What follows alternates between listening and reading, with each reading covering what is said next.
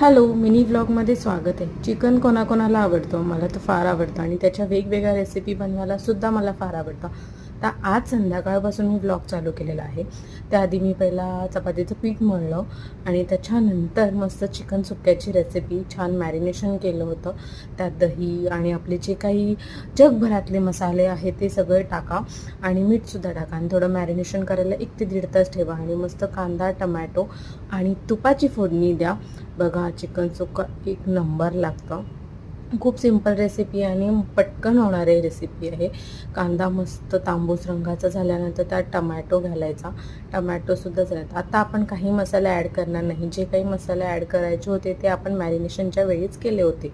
त्यामुळे फक्त आता त्यात चिकन घालायचं आणि थोडं प्लेट झाकून 10 मिनटं शिजवल्यानंतर चिकन सुक्का रेडी होतं. जेवण वगैरे आवरून मी गेली मेडिकलला. सो असा होता माझा आजचा दिवस. Thank you for watching. बाय.